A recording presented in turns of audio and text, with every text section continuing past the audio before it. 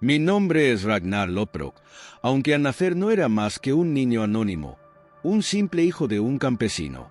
Mi padre era un hombre de manos ásperas y espalda encorvada por años de labranza en una tierra que siempre exigía más de lo que daba. Mi madre, una mujer callada y piadosa, dedicaba sus días a cuidar del hogar y a ofrecer sacrificios a los dioses, esperando que nos bendijeran con una buena cosecha. Nací en una pequeña aldea de lo que ahora llamáis Escandinavia, rodeado de colinas verdes y montañas cubiertas de nieve, donde el viento nunca deja de soplar y el mar está tan cerca que parece un gigante dormido que respira lentamente. Desde niño, tuve un espíritu inquieto. Mientras otros niños ayudaban a sus padres o jugaban a imitar a los guerreros del clan, yo pasaba horas observando el horizonte. Algo en mí siempre me impulsaba a buscar más allá, a cuestionar lo que los demás aceptaban como destino. Recuerdo que, siendo un niño, pregunté a mi padre por qué los hombres dedicaban toda su vida a arar un campo cuando el mundo era tan grande. «¿Por qué es lo que hacemos, Ragnar?», me respondió, pero esa respuesta nunca fue suficiente para mí. Mi primer encuentro con la violencia llegó temprano. En una incursión de un clan rival, mi aldea fue atacada. Apenas tenía 10 años, pero aquella noche de gritos y sangre quedó grabada en mi memoria. Vi a hombres morir protegiendo sus hogares, a mujeres luchando con una ferocidad que nunca había imaginado. Mi padre murió esa noche, defendiendo nuestro hogar, y aunque estaba aterrorizado, sentí algo más, una chispa, una llamada. Sabía que algún día querría ser más fuerte, no para defender, sino para conquistar. Tras la muerte de mi padre, mi madre y yo nos mudamos a la casa de un pariente lejano, un hombre llamado Sigvar. Era un guerrero retirado, alguien que había navegado en incursiones hacia tierras lejanas en su juventud. Aunque ya no peleaba, sus relatos de aventuras y saqueos despertaron algo en mí. Me enseñó a usar una espada, un arco y, sobre todo, a pensar como un estratega. «No se trata solo de fuerza, Ragnar», me decía. «El guerrero más inteligente es el que sobrevive». Durante mi juventud, me adentré cada vez más en los bosques que rodeaban nuestra aldea. Allí aprendí a cazar, a rastrear, a leer las señales de la naturaleza. Pasaba días enteros explorando, preguntándome qué habría más allá de las colinas, más allá del mar. También aprendí a escuchar a los dioses, no en los templos ni en las ceremonias, sino en el viento, en el crujir de los árboles, en el rugido del mar. Sentía que los dioses me observaban, como si estuvieran esperando algo de mí. En mi adolescencia, empecé a destacar entre los jóvenes de la aldea, no porque fuera más fuerte, sino porque siempre encontraba soluciones donde otros veían problemas. En una ocasión, durante una cacería, uno de mis compañeros quedó atrapado en un barranco. Mientras los demás discutían sobre cómo ayudarlo, yo construí una cuerda improvisada con ramas y musgo y lo saqué de allí. «Ragnar siempre encuentra una manera», comenzaron a decir, y ese apodo, aunque sencillo, empezó a construir mi reputación. Con el tiempo, me uní a las incursiones locales, pequeñas expediciones para saquear aldeas rivales. Fue durante una de estas incursiones cuando maté a mi primer hombre. Era mayor que yo, más fuerte, pero no más rápido. Usé su fuerza en su contra, esquivando su espada y enterrando la mía en su costado. Cuando cayó, sentí una mezcla de alivio y culpa, pero también algo que no podía negar, una sensación de poder, de control sobre mi destino. Durante esos años conocí a la Herta. No era como las demás mujeres de la aldea. Ella era guerrera, feroz y orgullosa. Cuando la vi por primera vez, estaba luchando contra 2 hombres que habían intentado robarle unas cabras. No solo los venció, sino que lo hizo con una gracia que me dejó sin palabras. Me acerqué a ella y le ofrecí mi ayuda, pero solo se rió y me dijo: «No necesito un hombre para defenderme, pero puedes intentarlo si quieres». Esa noche hablamos durante horas, y supe que había encontrado a alguien tan indomable como yo. La Herta y yo nos casamos poco tiempo después, pero nuestra vida juntos nunca fue tranquila. Ambos éramos ambiciosos, Ambos queríamos más de lo que nuestra aldea podía ofrecer. Fue ella quien me animó a construir mi primer barco, un pequeño drakkar que apenas podía llevar a 10 hombres, pero que simbolizaba algo mucho mayor. Mi primer paso hacia un futuro que ni siquiera podía imaginar por completo. En mis sueños, los dioses comenzaron a visitarme. Thor, Odin, Freyja me hablaban en susurros, mostrándome imágenes de un águila volando sobre un mar dorado, de tierras verdes y ricas más allá del horizonte. Me despertaba sudando, pero con una certeza inquebrantable. Mi destino no estaba en la tierra que conocía, sino en las aguas que nunca había navegado. Sueños, llegó el momento de actuar. No había nacido para ser un simple granjero ni para aceptar el destino que otros habían trazado para mí. Mi pueblo, como muchos en las tierras nórdicas, vivía en la rutina de saquear aldeas cercanas, de luchar por recursos escasos y de ofrecer tributos al Jarl, quien gobernaba con un puño de hierro. Nuestro Jarl, Haraldsson, no era un hombre malo, pero tampoco era un visionario. Era un hombre atrapado en el miedo de perder lo que tenía, y por eso prohibía cualquier cosa que rompiera el equilibrio de su poder. Pero yo quería más. Escuchaba rumores de tierras lejanas, de monjes que rezaban a un Dios único, de monasterios repletos de oro, y supe que debía ir allí. Mi visión era clara, pero para realizarla necesitaba un barco, un drakkar como los que los dioses habían mostrado en mis sueños. No podía construirlo solo, así que fui a buscar al hombre más ingenioso que conocía, Floki. Floki no era como los demás. Era un hombre extraño, con una risa que parecía surgir del mismísimo Loki, el dios del caos. Pero sus manos eran milagrosas. Era un constructor de barcos, un artesano que entendía la madera como nadie más. Le hablé de mis sueños, de las tierras lejanas que quería explorar, y él, entre risas, aceptó ayudarme. Los dioses me han hablado de ti, Ragnar, me dijo. Eres su instrumento, y yo quiero ser parte de tu locura. Juntos construimos un barco que no era grande, pero era fuerte, rápido, capaz de cortar las olas como una espada corta el aire. Convencer a los hombres para que me siguieran no fue fácil. Muchos temían a Haraldsson, otros no creían que existieran tierras más allá del mar. Es un suicidio, decían algunos. Pero yo les hablé de los dioses, de la riqueza que nos esperaba, de un futuro donde no seríamos esclavos de nadie. Lentamente, gané su confianza. No eran muchos, apenas una docena, pero eran los mejores hombres que podía pedir, valientes, leales y, sobre todo, desesperados por algo más. La noche antes de zarpar, Haraldsson me confrontó. Había oído rumores de mis planes y quiso detenerme. No desafíes el destino, Ragnar, me dijo, con una mirada llena de advertencia. El mar no es para los hombres. Quédate aquí, trabaja la tierra, vive tu vida. Pero yo no podía obedecer. El destino está ahí para ser tomado, no para ser temido, le respondí. Esa fue la última vez que hablamos como iguales.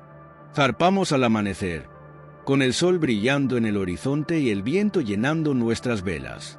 Era la primera vez que muchos de nosotros navegábamos tan lejos, y la emoción era palpable. Pero el mar no es misericordioso. En el camino, enfrentamos tormentas que parecían tener la intención de destruirnos. Las olas eran como gigantes furiosos, golpeando nuestro barco sin descanso. Algunos hombres lloraron, otros rezaron, pero yo me mantuve firme. Sabía que los dioses nos estaban probando, que querían ver si éramos dignos de su favor. Cuando finalmente avistamos tierra, el alivio fue inmenso. Habíamos llegado a Lindisfarne, un lugar como ninguno que habíamos visto antes. No había guerreros, ni murallas, solo hombres vestidos con túnicas extrañas que rezaban en silencio.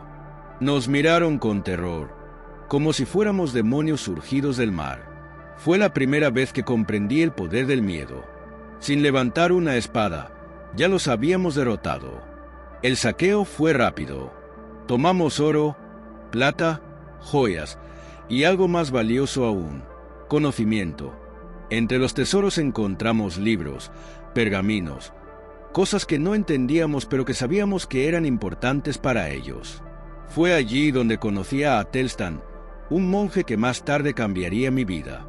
Lo tomé como prisionero, no porque necesitara un esclavo, sino porque algo en él me intrigaba. Había un fuego en sus ojos, una resistencia que no esperaba en un hombre de su fe.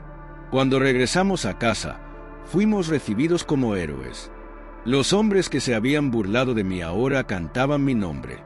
Las mujeres susurraban historias de nuestro valor, pero no todos estaban felices. Haraldsson nos recibió con desconfianza, celoso de nuestra gloria. Sabía que mi éxito era una amenaza para su poder, y no tardó en actuar. Me llamó a su salón y me exigió que entregara a todo el botín al clan, pero yo me negué. Estos hombres arriesgaron sus vidas.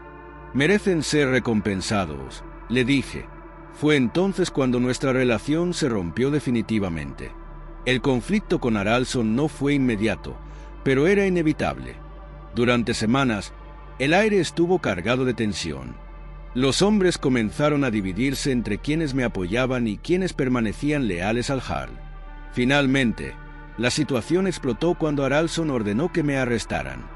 No tuve otra opción que, con Haraldsson muerto y yo al mando como Jarl, mi visión comenzó a tomar forma. El saqueo de Lindisfarne había sido solo un primer paso, una prueba de lo que era posible. Sabía que había más tierras al oeste, más monasterios repletos de riquezas y reinos que desconocían nuestra forma de luchar. Pero también sabía que no sería fácil. Los dioses nos habían guiado hasta allí, pero el desafío sería mucho mayor que saquear un monasterio indefenso. Mi relación con Atelstan, el monje capturado, se convirtió en algo inesperado. No era un esclavo común. Había algo en él, una fuerza interior que no se parecía a la de los hombres de mi tierra. Al principio, me reía de su Dios único. ¿Cómo podía alguien creer en un Dios que no peleaba, que predicaba la paz y el perdón? Pero cuanto más hablábamos, más me intrigaba su fe. Atelstan no era un cobarde. Había algo poderoso en su devoción, algo que me hacía cuestionar mi propia relación con los dioses. Atelstan me enseñó mucho. Me habló de los reinos sajones, de sus ejércitos, de sus divisiones internas. Aprendí que Inglaterra no era un solo reino, sino muchos, cada uno con sus propios problemas y ambiciones. Esto me dio una idea. Si podíamos aprovechar sus rivalidades, podríamos conquistar más que oro, podríamos reclamar tierras. Pero primero necesitábamos probar nuestra fuerza de nuevo. Planeé una segunda incursión, esta vez más ambiciosa. No sería un simple saqueo, sino una invasión. Construimos más barcos y reunimos a más hombres. Algunos dudaban. ¿Por qué arriesgar tanto?, me preguntaron. Pero yo sabía que la respuesta era simple. Porque si no lo hacíamos, estaríamos condenados a vivir y morir como campesinos. Zarpamos nuevamente hacia Inglaterra, pero esta vez no éramos desconocidos. Los sajones ya habían oído hablar de nosotros, de los hombres del norte que habían saqueado Lindisfarne. Cuando llegamos a Northumbria, el rey Aelle estaba preparado. Su ejército nos superaba en número, pero no en estrategia. Los sajones luchaban con disciplina, en formación, mientras que nosotros éramos como lobos, rápidos, impredecibles, feroces. La batalla fue intensa. Aelle era un líder astuto, pero cometió un error crucial. Subestimó nuestra determinación. Usé lo que había aprendido de mis años cazando y explorando. Fingimos una retirada, atrayendo a sus tropas hacia un terreno pantanoso, donde su caballería perdió toda ventaja. Allí los rodeamos y los aniquilamos. Fue una victoria decisiva, pero no sin costos. Perdí a muchos hombres ese día, y sus muertes pesaron sobre mí. Tras la batalla, negocié con Aelle. Sabía que no podía conquistar todo su reino, no todavía, pero podía forzar su sumisión. Le exigí un tributo en oro y plata, y lo más importante, una alianza temporal. Fue entonces cuando Aelle, con su sonrisa maliciosa, me advirtió: un día, Ragnar, pagarás por esto. Los dioses no siempre favorecen al ambicioso. Con el botín regresamos a casa, pero algo había cambiado en mí. La gloria de la victoria no era tan dulce como esperaba. Atelstan me hizo pensar en las vidas que habíamos destruido, en las familias que habíamos separado. Aunque no lo admitía, sus palabras me afectaban. ¿Era realmente diferente su Dios del mío? ¿O éramos todos, en el fondo, iguales en nuestra lucha por entender el mundo? Fue durante este tiempo que comenzaron las tensiones dentro de mi propia familia. La Herta, aunque me amaba, empezaba a resentir mis decisiones. Mis ambiciones me alejaban de ella y de nuestros hijos. Cuando conocí a Aslaug, todo se complicó aún más. No planeé traicionar a la Herta, pero algo en Aslaug me atrajo de una manera que no podía explicar. Era diferente, misteriosa, como si los propios dioses la hubieran enviado. El nacimiento de mis hijos con Aslaug trajo tanto alegría como discordia. Jon, mi primogénito con la Herta, era un guerrero en ciernes, fuerte y decidido, pero mi relación con él se tensó a medida que crecía, especialmente cuando la Herta decidió dejarme. Perdí más que una esposa ese día. Perdí una parte de mí mismo. Sin embargo, mi destino no me permitía detenerme. Continué planeando nuevas incursiones, nuevas conquistas. Fue entonces cuando escuché hablar de París, una ciudad rica y poderosa, protegida por murallas impenetrables. Supe que tenía que ir allí no solo por la riqueza, sino por la gloria. Pero antes de continuar con mi relato, permíteme detenerme aquí. La historia de París y lo que ocurrió allí es un capítulo en sí mismo, uno lleno de traiciones, sacrificios y, sobre todo, pruebas que me llevaron al límite de lo que significa ser un hombre. Con los años, mi nombre se había extendido no solo por Escandinavia, sino también por las tierras que habíamos saqueado. Ragnar Lothbrok, el hombre que navegó hacia lo desconocido, el conquistador que desafió reyes y dioses. Pero mi ambición no tenía límites, y mis ojos estaban fijos en un nuevo objetivo: París. Las historias sobre la ciudad eran casi míticas. Decían que sus muros eran altos como montañas, que sus iglesias estaban llenas de oro y que su rey, Carlos el Calvo, gobernaba con la bendición de un Dios único y poderoso. Pero no era solo el oro lo que buscaba. París representaba algo más, un desafío que podría sellar mi lugar en la historia. Si lograba conquistar la ciudad, nadie podría cuestionar mi grandeza. Sabía que no sería fácil. París estaba protegida por el río Sena y por un ejército entrenado, pero también sabía que los muros más altos pueden caer si encuentras el punto débil. Reuní a los mejores guerreros de mi tierra. Los barcos que habíamos construido con Floki eran más numerosos y resistentes que nunca. Cuando zarpamos, la flota parecía un enjambre de dragones, con nuestras velas al viento y nuestras proas talladas en formas aterradoras. El viaje fue largo, pero mis hombres estaban decididos. Sabían que lo que nos esperaba en París no era solo una batalla, sino la oportunidad de demostrar que los vikingos no podían ser detenidos. Cuando llegamos al Sena, la vista de París fue imponente. Los muros de la ciudad parecían inquebrantables, y las campanas de las iglesias resonaban como advertencias divinas. Sabía que un ataque directo sería un error. Necesitábamos algo más: astucia, paciencia y, sobre todo, la voluntad de arriesgarlo todo. Lanzamos varios ataques iniciales para probar las defensas. Mis hombres lucharon con valentía, pero los parisinos estaban bien preparados. Sus arqueros nos diezmaban desde lo alto de las murallas, y sus defensas parecían impenetrables. Floki, siempre ingenioso, construyó torres de asedio improvisadas y máquinas de guerra, pero incluso esas tuvieron un éxito limitado. Día tras día, París resistía, y mis hombres comenzaban a desesperarse. Fue entonces cuando tomé una decisión que cambiaría el curso de la batalla y también mi vida. Fingí mi muerte. Sabía que los cristianos respetaban sus rituales funerarios y que permitirían la entrada de mi cuerpo a la ciudad si creían que yo estaba muerto. Mis hombres, aunque confundidos al principio, siguieron mis órdenes.